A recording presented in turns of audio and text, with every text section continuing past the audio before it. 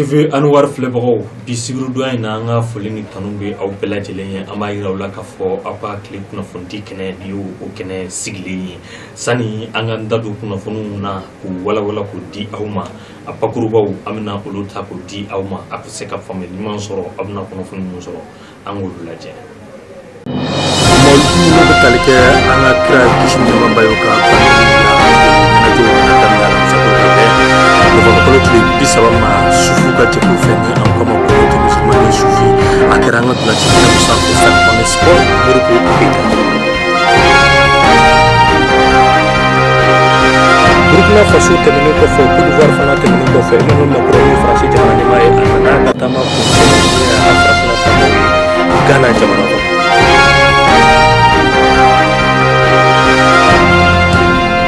Michel Flynn ni alay Donald Trump Amerika jamana nyama alay kala tuma korona kama sirafe ananas mcha ko chego ay ko do ko ma no tara ko chuma do alay la ka fo chego ay kalon te ka sira sira kalawi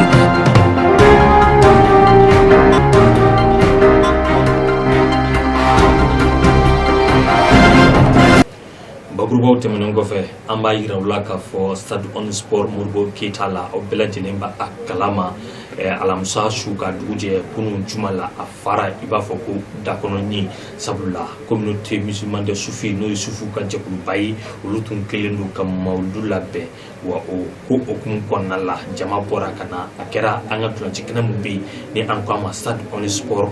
Modibo Keita ma ba jama tumbe akeneka ulu mabanu uchamo mara ni alasona kuna funu angaje ko Dulanci kene sanfɛ Stade on Sport Modibo Keita a fara iba foko dakono ni nyina moldu ko okum konna la san bafla santa ani wolonvla jama bora ka keka yoro infateu ulania takalaje iba ka fo maunana bismillah o de kera bara folay o bolen ko fe el hay sexu fi bilali jalo aka dimbaya unana ulu bismillah watimna belajelen bismillah ko el hay sexu fi bilali jalo alena ka mau unana do keneka sabla el hay sexu fi bilali jalo belajelen ba kalama ka fo asigoro benendo yoro muma o de jikoroni para ya laje ibay ka fo mautara no fe ye ka dugu chechi kanana ye ni dranje kene sanfe abedu watim na mamunu tumbe akeneka iba fo ku ya fo nywanye betun gelendo ki ka telephone bo okun ka yelenke ka fan belajelen na bo wala sani duin akake dumbaye wa watim na abedun kene kan zigir dalaw olu nana ibay ka fo kuma kan dumon ke ka bismillah ka foli kanta ka segere nege kanya fu obedala gushi watim na ni wajuru kelaw ta kala je ani sukutu kelaw ka bo Côte d'Ivoire olu belajelen nanu kala selu fo ila siratikal mustaqim wa ala alihi haqa qadri wa miqdaril azim subhana rabbika rabbil izzati amma yasifun wa salamun alal mursalin walhamdulillahi rabbil alamin. Assalamu alaikum wa rahmatullahi ta'ala wa barakatuh, chers frères et chères sœurs. Au nom de tous les scouts musulmans de Côte d'Ivoire, en particulier le groupe Al-Hijra de Makori, en ma personne du chef du groupe Ouattara Abdul Karim, chez nous les scouts appelés Céphalophes dévoués, je prends le micro ici pour dire un simple mot de 5 lettres mais qui coûte grand, qui veut dire merci. Pourquoi merci? Parce qu'on nous dit Man la yashkuru nas, la yashkuru Allah. Quelqu'un qui ne sait pas dire merci à son semblable humain ne peut pas dire merci. Dieu ne peut pas lui dire merci. Tout simplement merci au grand cheikh El-Hadji Soufi Bilal. Ce grand homme qui veut soigner une plaie qui a été tracée par l'Occident. Unir l'Afrique, casser les barrières. C'est dans cette optique il nous a fait venir depuis la Côte d'Ivoire pour venir au Mali, venir s'intégrer et travailler ensemble pour montrer que nous sommes un seul homme devant Dieu, parce que c'est là, il ilaha illallah, Muhammad Rasulullah qui nous unit. C'est pourquoi nous disons merci au grand cheikh. Et il peut compter sur nous. Et il fait en même temps la promotion de la jeunesse, parce que demain, l'islam demain, c'est les jeunes. L'islam demain, c'est la jeunesse. Encore grand merci au cheikh pour tout l'effort consenti pour la jeunesse du monde entier, en particulier la jeunesse du Mali. Vraiment, les mots me manquent pour ce plus grand honneur de ma vie. ma première fois de m'exprimer devant des hautes personnalités de Dieu. Vraiment, les mots me manquent. Seulement vous dire merci. Que Allah vous en récompense et que Allah fasse du bolon ko fe uye El Hadj Seck Sufi Bilali Diallo fo ka wale nyumando uye kuma ka mun fo sufu ka nyama ba anini dina nyama ba wale yu ka wale yu kutubu ka kutubu anani dado mauldu bonya la ko onyefo nyina ni ya takala je ibai ka fo uye babu munta ka kuma o kan uye sufiya yi ni ye sufiya takala je o de duskun sanuma yi o de duskun nyuma yi o de ngane nyuma yi ula ni yalla je sufu ka nyama ya ira ka fo ni mamu ngane mai aka gele ika nyuma yake ni duskun mai aka gele ika nyuma yake Soufia Mogobe Duskundela. Wallahi. La vision du soufisme, c'est le fort intérieur de l'individu. Peu importe ce que tu es et de ce que tu vaux. Si tu n'as pas un bon cœur, multiplie-toi par 0. Takbir! C'est pourquoi le soufisme nous enseigne d'éviter de juger des hommes à travers leur comportement vestimentaire, à travers leur beau discours. Il faut juger l'homme à travers de ce qui inspire dans son fort intérieur. L'homme, le cœur, c'est la plateforme. Le cœur, c'est une petite chair d'après le prophète sallallahu alayhi wa sallam, résidant dans l'homme. Si cette petite chair est bonne, c'est-à-dire tout est bon chez l'homme, et si cette petite chair résidant dans l'homme est mauvais, l'homme deviendra automatiquement mauvais, quels qu'en soient les parfums, quels qu'en soient les habillements, quelles qu'en soient tes lunettes et ta beauté, tu es mauvais. Wallahi, wallahi, wallahi. Takbir! La beauté du cœur précède la beauté extérieure. La beauté du cœur, l'ébullition du cœur précède l'ébullition que nous voyons. La prière du cœur précède vraiment la prière dans nos mosquées.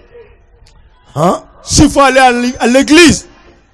il est important d'avoir un bon cœur. Un bon cœur, oui. Avant d'aller à la mosquée, il est important d'avoir un bon cœur. Vrai. Avant d'être musulman, il est important d'avoir un bon cœur. Toi, tu n'as pas de bon cœur. Qu'est-ce que tu diras aux autres?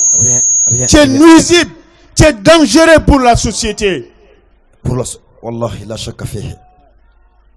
Ngania nyumante la. Dusku nyumante kono. Ere de te nyumai. Wallahi. Eka fini bise godlawa. Wallahi hatise. Alimul ghaibi wa shahada. Huwa Allah. Wallahi. Dino dogole ana bangini. Ala de bo don. Wallahi. Ne kane duskun don. Sufia ko fen sababe ko tiye. O tiye de. Bolo ti dawka. I hakli ni nini duskun. Wallahi. Mais ala nyabe ni mbela.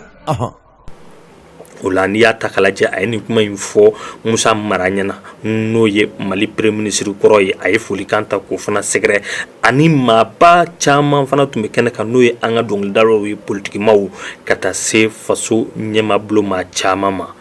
ola ni ya takalaje o manu nun kelengele na bela jelenye ukal la selufo. Des rapports d'amitié et de fraternité. Nous sommes dans la même commune, donc nous sommes des voisins et on se connaît depuis plus de 10 ans.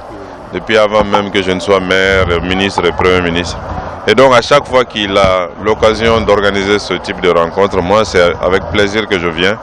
Parce que ce que j'entends ici, ce qu'il dit, ce n'est rien d'autre que la construction. Mettre les gens sur la bonne voie, faire en sorte que les gens respectent les règles, connaissent la religion et se connaissent eux-mêmes et travaillent vraiment dans la droiture. C'est de la construction humaine. Et c'est de la construction sociale, c'est de la construction du pays. C'est pourquoi c'est toujours un grand plaisir pour moi d'être là et d'accompagner Soufi Bilali. Inch'Allah, je continuerai à le faire. En cette grande réunion, quel est le message que vous avez à lancer à l'endroit de la Oumma islamique? C'est des prières vers le Tout-Puissant pour que le pays connaisse la paix, que le pays connaisse la prospérité, que le pays connaisse l'entente. C'est ce qui est le plus important aujourd'hui. Et que la religion soit encore bien comprise par les Maliens. Parce que si la religion est bien comprise, je pense que demain sera meilleur qu'aujourd'hui. Inch'Allah, on prie pour ça. Albi maluku okunkonala kunu jumado tunye atako flana ni yala je uyi baraudo sigi senka o betalike wazifa tiani asiraka ni alasona kadria fana tawla no fana buluda wala ni yala je kunu takera tugumina na zigri daw anga je kalaje Komun kɛra a kɛnɛ kan kunu sigi mun bolo dara n'o bɛ tali kɛ mawuludu tile 2nan na mawuludu mun i b'a ye k'a fɔ ni an bɛɛ lajɛlen b'a dɔn a ɲɛnajɛw nana daminɛ nɛgɛ kaɲa 16 o dala gosilen ni u ka laadala i b'a ye k'a fɔ kow ye u ye mun sigi sen kan o ye wazifa ye ani hadara n'i y'a ta k'a lajɛ o bɛ tali kɛ tijaniya ani kadiriya sira kan Elhaji Sek Sufi Bilali Jalo Sufu ka Sufi ale yɛrɛ de tun bɛ a kɛnɛ kan a n'a ka kalanden Bayiri ka ɲɔgɔnna minnu nana ka bɔ fan bɛɛ lajɛlen fɛ ani silamɛw caman fana olu fana tun bɛ a kɛnɛ kan Sufu ka ɲɛmaaba ale kumara a y'i da se wazifa nafa la ani hadara nafa la tijaniya sira kan k'o ɲɛfɔ o la a bɔlen kɔfɛ a y'i da don tɔrika la k'o ɲɛfɔ ani salatul fati nafa mun bɛ a la. O y'i dɛsɛlen o ye lazimi ye n'i y'o minɛ i ye tijani dunbe silamɛw kɔfɛ dun maa min y'o minɛ n'i ye wasifa fara o kan a wajibiyalen don kɛli la hadara kɛ zalika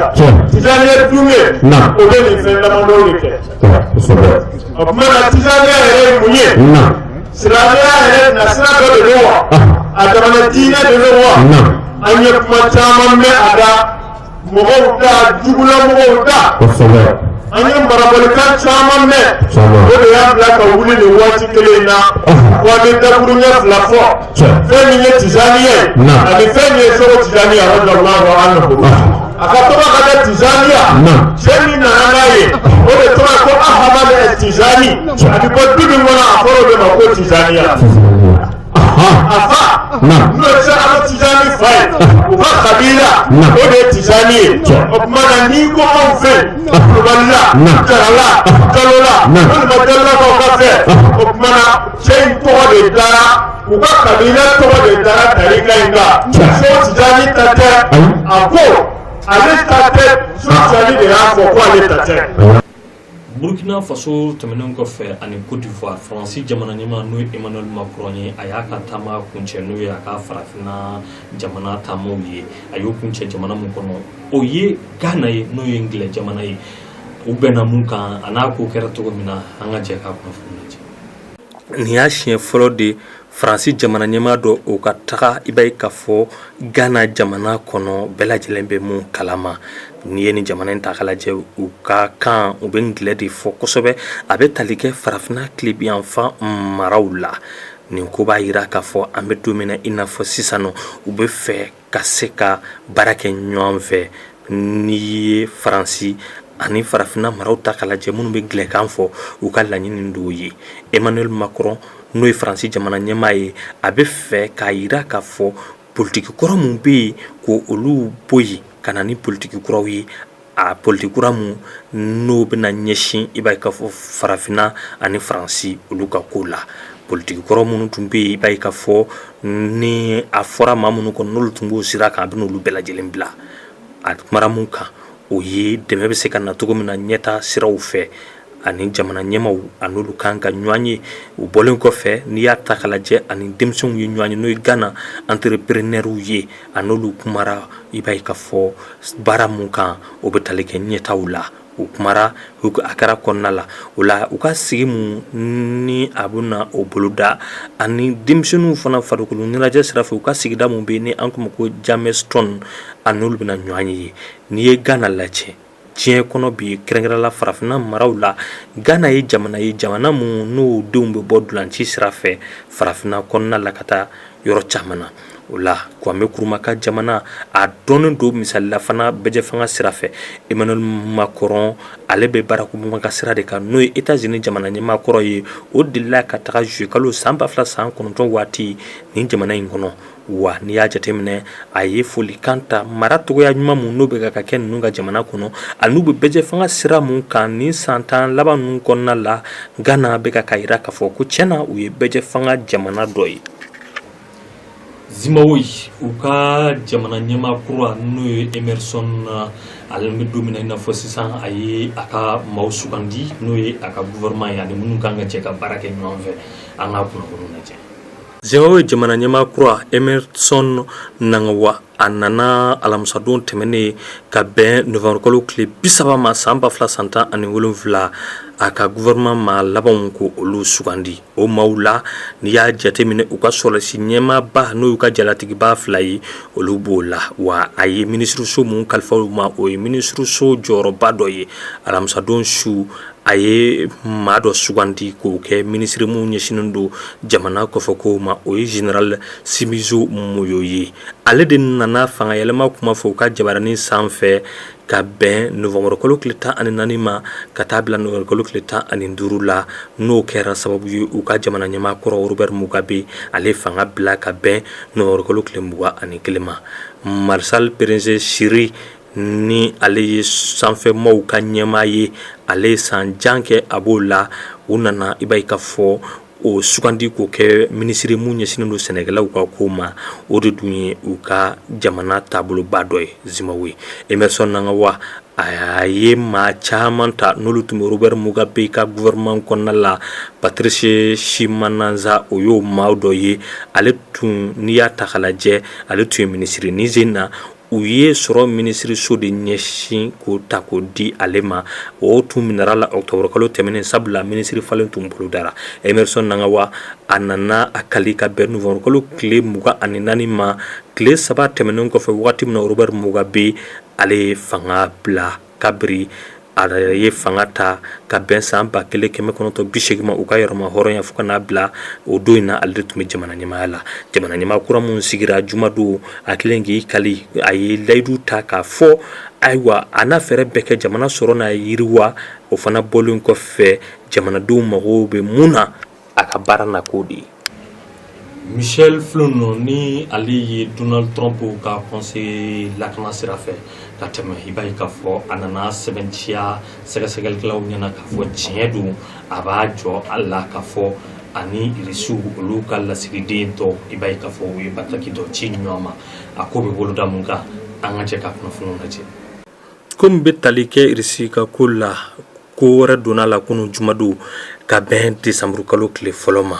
o la n'i y'a ta k'a lajɛ a bɛ se ka kɛ sababu ye ka ko in ka sankɔrɔta n'o bɛ tali kɛ Michel Flunk ale ka ɲangini na ale tun ye i b'a ye k'a fɔ ladilikɛbaa kɔrɔ ye lakana sira fɛ Donald Trump ka ladiliba kɔrɔ don a nana sɛbɛntiya k'a fɔ a ye laseliw dɔ kɛ ka tɛmɛ o laseliw tun ye laseli ye mun tɛ tiɲɛ ye a ye mun labɛn FBI maaw tun kelen don ka sɛgɛsɛgɛli mun boloda a ko la n'o y'a jira k'a fɔ ani irisiw olu ka maaw dɔ bɛ yen a n'o olu kumara o kɛra wagati min na Barack Obama bɛ fanga la a ka kuma kɔnɔna la a y'a sɛbɛntiya k'a fɔ a bɛ jɔ a kɔrɔ bi ko minnu n'o bɛ sen na u ka kiiribulon maaw ɲɛma hali n'a sɔrɔ filijuguba de don kuma min nana fɔ Michel Flunk a nana kuma min fɔ kiiritigɛla ɲɛma a y'a jira k'a fɔ a b'i jɔ a ko kɔrɔ k'a fɔ tiɲɛ don ayiwa ale kɔni nin ko in kɛra wa n'i y'a ta k'a lajɛ a y'a jira k'a fɔ bɛnkan tɛ dɔwɛrɛ ye ani i b'a ye k'a fɔ procureur u ka bɛn kan kelen kan o fana bɔlen kɔfɛ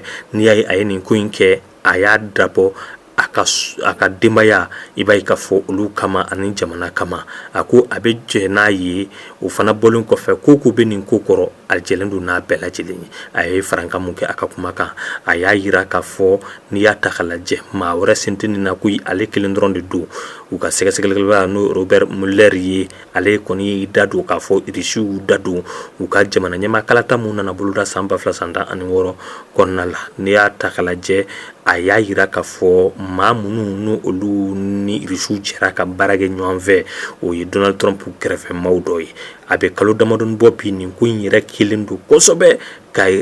sɛgɛn n'o ye Donald Trump ye ale mun bɛ Ameriki jamana ɲɛmaaya la bi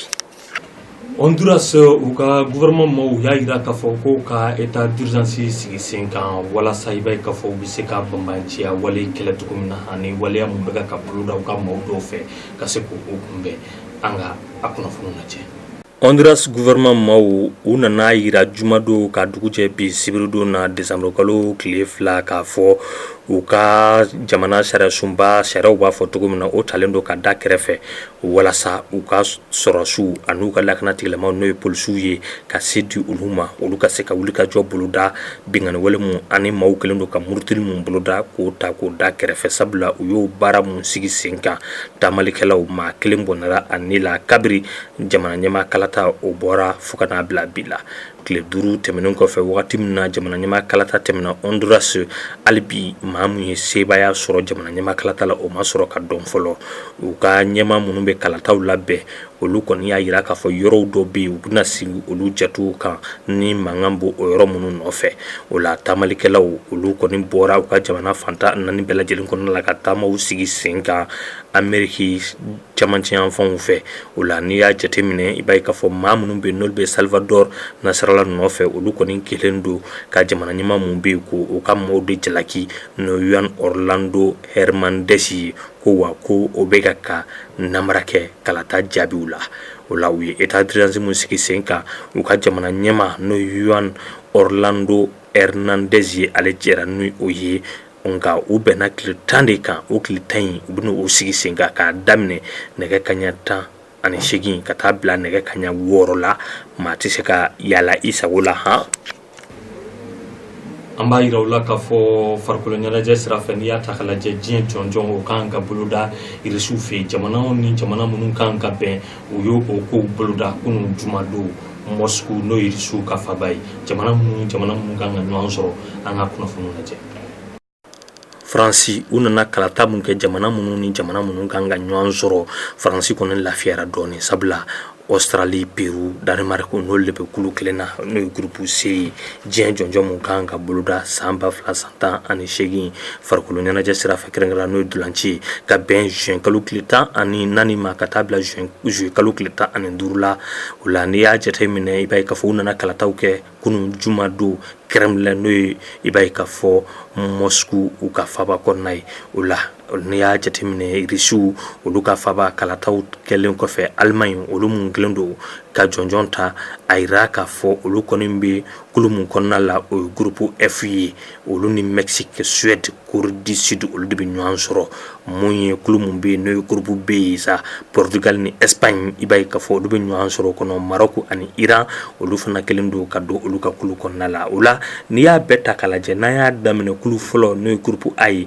Russie, Uruguay, Égypte, Arabie Saoudite olu b'o kulu in kɔnɔna la kulu mun bɛ yen ni an kama groupe B i b'a ye k'a fɔ Portugal, Espagne, Iran, Maroc, groupe C Faransi, Peru, Danemark, Australie, groupe D Argentine, Croatie, Islande, Nigeria, groupe E Brésil, Suisse, Costa Rica, Serbie, groupe F Allemagne, Mexique, Suède, Corée du Sud, groupe G Belgique,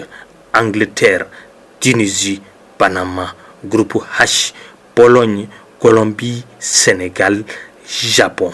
N'i ye ni dulanciw ta k'a lajɛ a dulanciw fɔlɔ o bɛna kɛ Irisi olu ni Arabi Saoudite de bɛna ɲɔgɔn sɔrɔ i b'a ye k'a fɔ o bɛna kɛ ka bɛn juin kalo tile 16 ma n'o bɛ tali kɛ dulanciw daminɛ yɛrɛ la. TV Anwar filɛbagaw an ka foli ni tanu an b'o lase aw ma ko kura tuguni an ye kunnafoni min sɔrɔ k'o di aw ma o de ye ni Ala m'an ka jɔnya jɔ an na don wɛrɛ an bɛ ɲɔgɔn sɔrɔ yan ladiriya kɔnɔna la ka na ni kunnafoni kuraw ye k'olu ta k'o di aw ma an b'a fɔ aw ye aw k'an bɛn diɲɛ don wɛrɛ.